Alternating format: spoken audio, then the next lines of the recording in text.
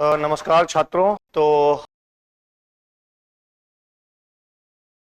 जैसा कि मैंने पहले वाले वीडियो में बताया है कि हम लोगों ने एक सीरीज स्टार्ट की है, एक ऑनलाइन यूट्यूब सीरीज स्टार्ट की है और उसका नाम रखा है फाउंडेशन सीरीज। इसमें हम लोग एमपी जीके के कुछ इंपॉर्टेंट पोर्शन डिस्कस कर रहे हैं। वैसे पोर्शन जो काफ़ी ट्रिकी होते हैं, थोड़ा सा जटिल प्रकृति के होते हैं, उसको हम लोगों ने प्रयास किया है या कोशिश कर रहे हैं कि आपको बड़े ही सरल शब्दों में कुछ इमेज के थ्रू, कुछ अंडरस्टैंडिंग के थ्रू, कुछ इंपॉर्टेंट कंसेप्ट के थ्रू आपको समझा सकें, ताकि आपका प्रीलिम्स और मेंस का जो जर्नी है वो थोड़ा आसान हो जाए।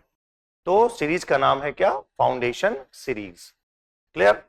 तो हम लोग जरा आगे बढ़ते हैं और आज का जो हमारा टॉपिक है डियर, वो है मध्य प्रदेश के जो प्रमुख लोकगीत हैं, जो फोक सॉन्ग है, उसको मैं आज आपको डिस्कस करने जा रहा हूं। कुछ इंपॉर्टेंट, सारे तो नहीं, लेकिन जो महत्वपूर्ण लोकगीत हैं बुंदेलखंड, बघेलखंड, निमाड़ और मालवा क्षेत्र के, उनको मैं डिस्कस करने जा रहा हूं। यहां पर टॉपिक स्टार्ट करने के पहले आपको एक जानकारी दे दूं कि 10 से 13 जून के मध्य यदि आप किसी भी एमपीपीएससी के ऑनलाइन कोर्सेस में एडमिशन लेते हैं तो आपको एक फ्लैट 50% का डिस्काउंट ऑफर किया जा रहा है। तो यदि आप इच्छुक हैं तो आप इस डिस्काउंट का लाभ ले सकते हैं। तो आइए हम लोग टॉपिक स्टार्ट कर रहे हैं। मध्य प्रदेश के क्या इंपॉर्टेंट फोक सॉन्ग या प्रमुख लोक गीत। तो स्टार्ट कर रहे हैं आपका बुंदेलखंड का जो प्रमुख लोक गीत है। इसमें आप पढ़ेंगे आल्हा गायन, आप पढ़ेंगे बेरायटा, आप पढ़ेंगे भोला गीत बम्बुलिया, है ना, आप पढ़ेंगे देवारी गायन, आप पढ़ेंगे नौरता, आप पढ़ेंगे सुअटा गायन, इसके अलावा फाग। तो ये कुछ प्रमुख लोकगीत हैं, फोक सॉन्ग हैं बुंदेलखंड के। तो इसमें जो पहला मैं फोक सॉन्ग आपको बताने जा रहा हूं या समझाने का प्रयास करने जा रहा हूं वो है आल्हा गायन। आल्हा गायन जो है यह कहां से लिया गया है, किस पुस्तक पर आधारित है? तो एक पुस्तक लिखा है जगनिक ने। आरंभिक मध्यकाल में परमार्दी देव एक राजा हैं, चंदेल शासक हैं, उनके दरबार के वो कवि हैं और उन्होंने एक पुस्तक की रचना की जो कि मौखिक परंपरा में वह विद्यमान रही और उसे कहा जाता है आल्हा खंड। तो जगनिक की रचना है आल्हा खंड और इस पुस्तक में परमार्दी देव के दो महान वीर सेना नायक हैं और नाम है उनका आल्हा और उदल। उन्होंने 52 लड़ाइयां लड़ी, वीरता पूर्वक वो लड़ाइयां लड़ी। तो इस आल्हा गायन में, जो कि जगनिक की रचना आल्हा खंड पर आधारित है, आपको आल्हा और उदल के वीरतापूर्ण कार्यों का संगीतमय प्रस्तुतिकरण दिया जाता है। यहां जो आपको चित्र दिख रहा है ये है श्री लल्लू वाजपेयी, जिन्हें आल्हा सम्राट कहा जाता है। यानी ये आल्हा गायन के सर्वाधिक या सर्वप्रसिद्ध गायक हैं। तो कहां पर ये आल्हा गायन प्रचलित है? तो ये बुंदेलखंड क्षेत्र में प्रचलित है। बुंदेलखंड मध्य प्रदेश का और बुंदेलखंड उत्तर प्रदेश का। अब आल्हा गायन की जो है 4 शैलियां हैं, इसमें से एक जो है ये है आपके उत्तर प्रदेश में और 3 ये है मध्य प्रदेश में। तो उत्तर प्रदेश वाला महोबा है और मध्य प्रदेश वाला दतिया, सागर और नरसिंहपुर। तो याद रखेंगे कि 4 आल्हा गायन की शैलियां हैं, महोबा, दतिया, सागर और नरसिंहपुर। ये गायन की शैलियां हैं। इस गायन में आपको क्या मिलेगा? तो आल्हा और उदल के वीरतापूर्ण जो कार्य हैं उनकी गायन के रूप में, संगीत के रूप में प्रस्तुतिकरण देखने को मिलता है। और जो प्रमुख गायक हैं उसमें से मैंने एक गायक का नाम तो आपको मैंने बता दिया, लल्लू वाजपेयी। इसके अलावा जो हैं शिवराम सिंह, गंगाधर श्रीवास्तव, मुकुंदी अहिरवार, बड़े महत्वपूर्ण है आपके एग्जाम के लिए, मुकुंदी अहिरवार, सरयू वंशकार, और अभी हैं सीलू सिंह राजपूत।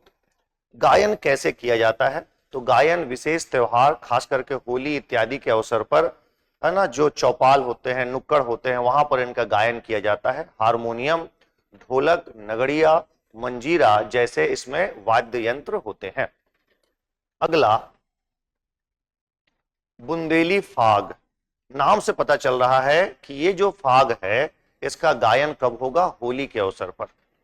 होली के अवसर पर हारमोनियम, नगड़िया, ढोलक इत्यादि वाद्य यंत्र, और इसमें राधा और कृष्ण प्रमुख एक विषय वस्तु के रूप में सामने आते हैं। राधा कृष्ण के प्रेम प्रसंग, राधा और कृष्ण द्वारा होली की जो कहानियां हैं उसमें इसे गाया जाता है या गायन रूप में प्रस्तुतिकरण किया जाता है। अब बुंदेलखंडी जो फाग है उसमें कई विधाएं हैं, कई उसमें शैलियां हैं गायन की। उसमें से जो सर्वाधिक लोकप्रिय है वह है बुंदेलखंड के लोक कवि महाकवि इसूरी की चौकड़िया फाग। कई तरह के फाग के गायन हैं, दहका फाग है ना, जंगला फरका फाग, लेकिन जो सबसे प्रसिद्ध है वह इसूरी की रचना है। और इसूरी कौन है? बुंदेलखंड के लोक कवि कहलाते हैं। और इन्होंने चौकड़िया फाग, जो कि 4 कड़ियों से मिलकर बना होता है, इसलिए क्या नाम दिया गया? चौकड़िया फाग। तो बुंदेली फाग में जो सबसे प्रसिद्ध फाग गायन है वह है इसूरी की चौकड़िया फाग। अब आते हैं नेक्स्ट, भोला गीत बम्बुलिया या लमटेरा। यदि व्यक्ति बुंदेलखंड में तीर्थ यात्रा पर निकल रहा है, नदियों की यात्रा पर निकल रहा है, तो ये गायन गाया जाता है, भोला गीत बम्बुलिया। नाम से पता चल रहा है इसमें शिव की महिमा, भगवान शिव की महिमा का गुणगान किया जाता है। इसे लमटेरा क्यों कहा जाता है? क्योंकि इसमें लंबी टेर ऊंची आवाज में इसका आरंभ किया जाता है, इसलिए इस गायन को लमटेरा भी कहा जाता है।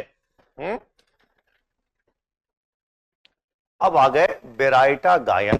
यहां पर पांडवों का चित्र दिया हुआ है, तो ये जो बेराइटा है इसे बुंदेलखंड का पंडवानी कहा जाता है। इसमें पांडवों के जो वीरतापूर्ण कार्य हैं उनकी जो महिमा है उनका गुणगान किया जाता है। इसमें एक मुख्य गायक होता है और मंच पर सह गायक होते हैं, वाद्य यंत्र बजाने वाले लोग होते हैं और मुख्य गायक गाता है। पांडवों की कोई एक कथा, विशेषकर भीम की कथा को गाया जाता है, और जो सह गायक होते हैं या जो वाद्य यंत्र बजाने वाले लोग होते हैं वह मुख्य गायक का बीच बीच में साथ देते हैं, उनका जोश बढ़ाते हैं हुंकार भर के। तो हारमोनियम, ढोलक, नगड़िया, मंजीरा, रमतुला, ये सब क्या है? इस बेराइटा गायन में प्रयुक्त होने वाले प्रमुख वाद्य यंत्र हैं, और इसे बुंदेलखंड का पंडवानी कहा गया है। ये है लाला हरदौल, ओरछा से है और वीर सिंह बुंदेला के पुत्र थे, लेकिन इनके भाई जुझार सिंह बुंदेला ने इन्हें विष देकर मरवा दिया। लाला हरदौल के ओरछा में आपको स्थान स्थान पे चबूतरे मिलेंगे, और विवाह, संतान उत्पत्ति के अवसर पर लाला हरदौल की महिमा में गाना या गीत गाया जाता है। तो हरदौल की मनौती या लाला हरदौल की मनौती ये गायन का नाम है। और कब गाया जाता है? विवाह के अवसर पर, संतान उत्पत्ति हुए हैं, घर में संतान आया है, उस वक्त जो है ये गायन गाया जाता है। किनके द्वारा? महिलाओं के द्वारा। तो गायन का नाम है लाला हरदौल की मनौती।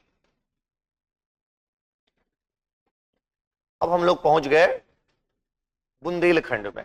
बुंदेलखंड सॉरी हम लोग पहुंच चुके हैं बघेलखंड में, और बघेलखंड का एक प्रमुख गायन है बसदेवा गायन।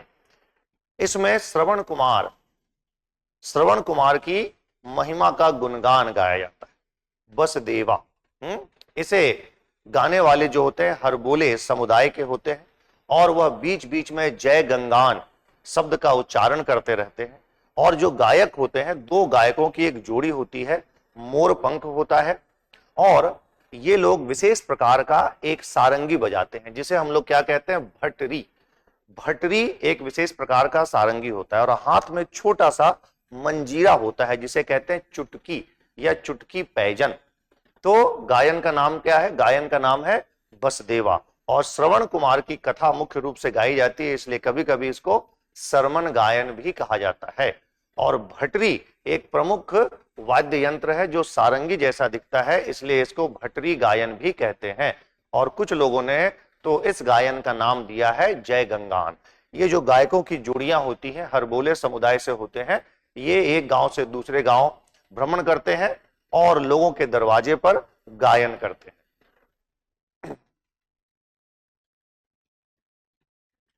विदेशिया गायन, यह जो गायन है सामान्यतः सुनसान राहों पर या जब आप खेत पहाड़ इत्यादि क्षेत्र में हो वहां पर नॉर्मली इसको गाया जाता है, विदेशिया गायन। और ये जो गायन है, इस गायन का जो मूल विषय वस्तु है वह है प्रेम, विरह और फिर पुनर्मिलन। आपका जो प्रिय है वह कार्य करने के लिए कहीं गया हुआ है, लंबे समय से नहीं आया है, आपको उसकी याद आ रही है, आप उसकी याद में गाना गाएंगे, लेकिन इस आशा में कि वह जो व्यक्ति है, जो मेरा प्रेमी है, जो मेरा पति है, वह पुनः वापस लौट के घर आएगा। तो इसमें प्रेम का भाव होता है, विरह का भाव होता है और पुनर्मिलन का भाव होता है। क्या नाम है इसका? विदेशिया। चलिए आगे बढ़ते हैं। अब हम लोग पहुंच गए टिप्पा गायन। यहां पर भले ही दो लोगों का ये चित्र है, वाद्य यंत्र बजाने वाले, लेकिन ऐसा है नहीं। ये जो गाना है टिप्पा गायन, ये धान की रोपाई के समय मजदूरों के द्वारा गाया जाता है। धान की रोपाई चल रही है और धान की रोपाई के समय, है ना, धान की रोपाई के समय मजदूर महिलाएं जो हैं इस प्रकार का गायन करती हैं। तो क्या नाम है? टिप्पा गायन या टिप्पा गीत। अब हम लोग पहुंच गए पंडवानी। यह मूल रूप से छत्तीसगढ़ में ज्यादा लोकप्रिय है और ये जो आप चित्र देख रहे हैं ये प्रसिद्ध पंडवानी गायिका तीजन बाई का चित्र है और ये छत्तीसगढ़ से संबंधित है। लेकिन बघेलखंड के भी कई हिस्सों में ये पंडवानी गायन काफी लोकप्रिय है। अभी आपने मेरे साथ समझा बेराइटा, जिसे मैंने कहा था बुंदेलखंड का पंडवानी।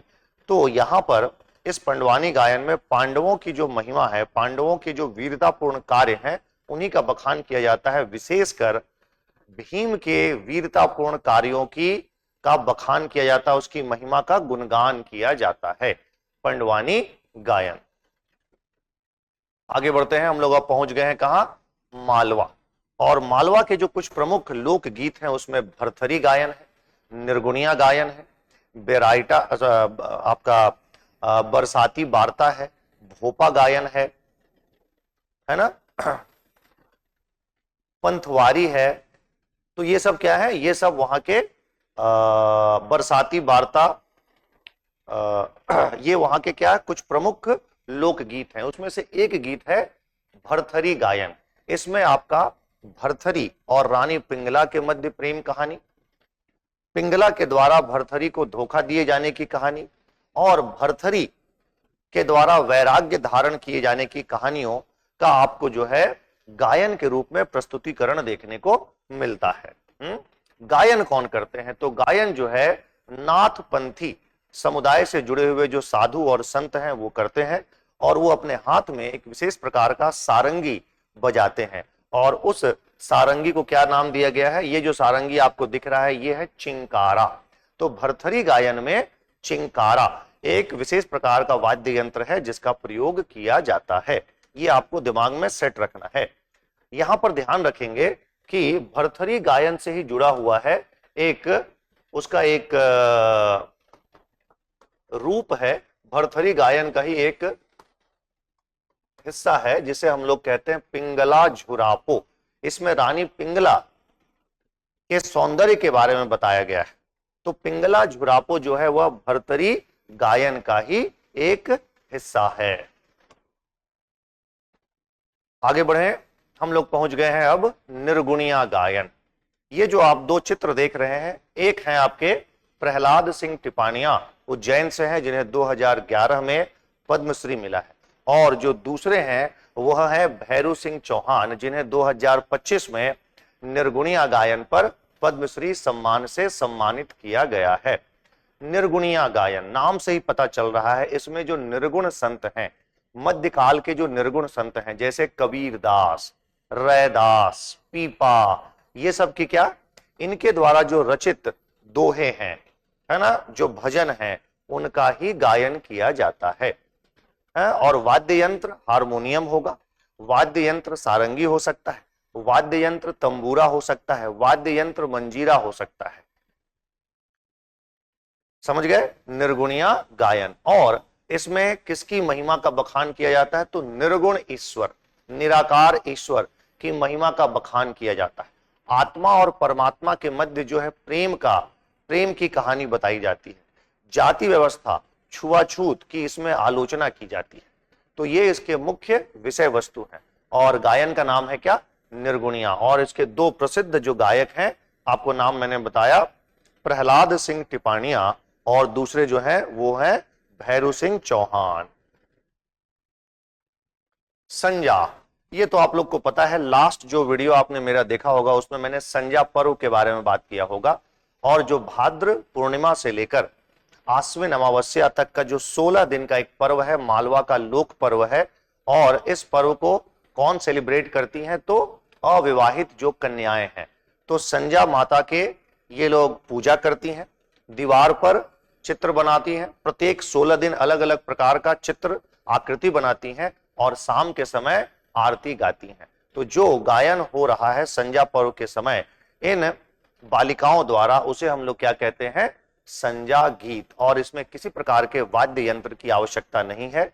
इसमें पार्वती देवी, पार्वती की महिमा का, संजा देवी की महिमा का गुणगान किया जाता है। पाबूजी या फिर भोपा गायन, ये वस्तुतः राजस्थान में प्रचलित है। लेकिन जो राजस्थान और मालवा का जो क्षेत्र है, जहां पर दोनों की सीमाएं मिलती हैं, उन क्षेत्रों में आपको भोपा गायन देखने को मिलेगा। भोपा गायन में पाबूजी और देव नारायण के त्याग और वीरतापूर्ण कार्यों का बखान किया जाता है। और इसमें जो गायक होता है, मुख्य गायक, उसे भोपा कहते हैं। और यदि महिला उसका साथ दे रही है तो उसे भोपी कहते हैं। और जो गायक है वो एक विशेष प्रकार का सारंगी या वाद्य यंत्र का प्रयोग करता है, जिसे रावण हत्था कहते हैं। क्लियर? तो ये क्या बताया आपको? ये बताया आपको भोपा गायन। अब हम लोग पहुंच गए कहां? अब हम लोग पहुंच गए हैं निमाड़। और निमाड़ क्षेत्र का जो सर्वप्रसिद्ध लोकगीत है, लोक गायन है, वह है आपका कलगी तुर्रा। कलगी और तुर्रा गायकों का दो दल होता है और इनके मध्य गायन की एक प्रतिस्पर्धा होती है। पारंपरिक वाद्य यंत्र होते हैं, हारमोनियम होता है, झांझ होता है, नगड़िया होता है, मंजीरा होता है ना। ये सब क्या है? ये सब पारंपरिक वाद्य यंत्र हैं और गायकों के दो दल के बीच में प्रतिस्पर्धा होती है। इसको हम लोग कहते हैं कलगी तुर्रा। कलगी जो है वह पार्वती का प्रतीक है और तुर्रा वह जो है शिव का प्रतीक है। और जितने भी प्रमुख त्योहार हैं, उत्सव हैं, उसके अवसर पर कलगी तुर्रा गायन का आयोजन किया जाता है। कलगी तुर्रा गायन की जो उत्पत्ति है, यह राजाओं के इतिहास से जुड़ा हुआ है। राजा युद्ध जीत कर आया है, अब वह जो है, अब उस युद्ध को जीत कर आया है, अब उसका वो सेलिब्रेशन करना चाहता है। तो कैसे वो सेलिब्रेट करेगा? तो सेलिब्रेट करेगा गायन का आयोजन करके। और कौन सा गायन? तो आंसर है कलगी तुर्रा। क्लियर? तो ये निमाड़ क्षेत्र का एक प्रमुख लोक गायन है। अब हम लोग पहुंच गए निमाड़ के कबीर कहे जाने वाले संत सिंगाजी, और उनका जो समाधि स्थल है वो खंडवा जिले में है।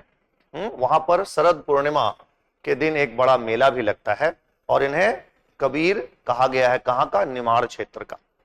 तो इनके द्वारा जो भी मौखिक परंपरा में रचित रचनाएं हैं, चाहे सतवारी हो, है ना, बरहमासी हो, जिसमें उन्होंने निर्गुण ईश्वर की महिमा का बखान किया है, जाति व्यवस्था, छुआछूत की आलोचना की है, ईश्वर के बारे में बताया है, और आत्मा और परमात्मा के मिलन के बारे में बताया है, और इस विश्व की नश्वरता के बारे में बताया है। तो आपको संत सिंगा जी के जो भजन हैं या जो गायन है, उसमें क्या विषय वस्तु देखने को मिलने वाला है?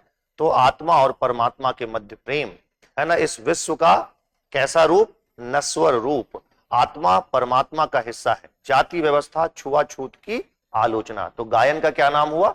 संत सिंगाजी गायन। पारंपरिक वाद्य यंत्र, तंबूरा, मंजीरा, ये सब से क्या है? ये गायन हो जाएगा। तो संत सिंगाजी ने मौखिक परंपरा में कई सारे भजनों की रचना की और वो मौखिक परंपरा में वो भजन आज भी विद्यमान है और आज भी निमाड़ में बड़े ही सुरुचिपूर्ण तरीके से, है ना, भक्तिमय तरीके से गाए जाते हैं। तो गायन का नाम हुआ संत सिंगाजी गायन। तो आशा करते हैं कि कुछ जो महत्वपूर्ण महत्वपूर्ण लोकगीत थे बुंदेलखंड के, बघेलखंड के, मालवा के और निमाड़ के। हालांकि मैंने जानबूझकर कुछ एक दो लोकगीतों के बारे में चर्चा नहीं की। यदि हम लोग यहीं निमाड़ में ही बात करें तो निमाड़ में आपको और टॉपिक तैयार करना पड़ता है, निर्गुणिया। ये निर्गुणिया कुछ वैसा ही है जैसा हम लोगों ने तैयार किया मालवा में। हालांकि निमाड़ का जो निर्गुणिया गायन है उसे नारदीय गायन भी कहते हैं। इसके अलावा निमाड़ में एक और गायन है जिसे कयाखो कहते हैं या कायाखोज कहते हैं या मसाणिया कहते हैं। कयाखो, कायाखोज या फिर क्या बोला, या फिर बोला आपको मसाणिया। मसाणिया ये एक तरह का मृत्यु गीत है। मृत्यु गीत, जब घर में बड़े बुजुर्गों की मृत्यु होती है, महिला की नहीं, युवाओं की नहीं, बच्चों की नहीं, बड़े बुजुर्गों की जब मृत्यु होती है तो उनकी स्मृति में इस प्रकार के गीत गाए जाते हैं। और इसके द्वारा, इस गीत के द्वारा यह एक संदेश दिया जाने का प्रयास किया जाता है कि आत्मा अमर है और यह जो शरीर है यह नश्वर है ना। वस्तुतः अब आत्मा किसी दूसरे काया यानी किसी दूसरे शरीर की खोज में निकल पड़ी है। तो वस्तुतः इस गायन के माध्यम से जिस परिवार में व्यक्ति की मृत्यु हुई है उसे सांत्वना देने का प्रयास किया जाता है, और जो जीवन का मर्म है, जो जीवन का दर्शन है कि दुनिया में कुछ भी स्थायी नहीं है, उसको इस गायन के माध्यम से अभिव्यक्त किया जाता है। तो आशा करते हैं कि आपको ये वीडियो अच्छा लगा होगा और हम लोग इस तरह के प्रयास नियमित रूप से करते रहेंगे ताकि जो कुछ जटिल टॉपिक्स हैं जो कि आपके प्रीलिम्स और मेंस के लिए इंपॉर्टेंट है और जिसे समझने में आपको कठिनाइयां होती हैं, हम लोग इस वीडियो सीरीज के माध्यम से, इस फाउंडेशन सीरीज के माध्यम से आप तक पहुंचाने का प्रयास करते रहेंगे। So thank you.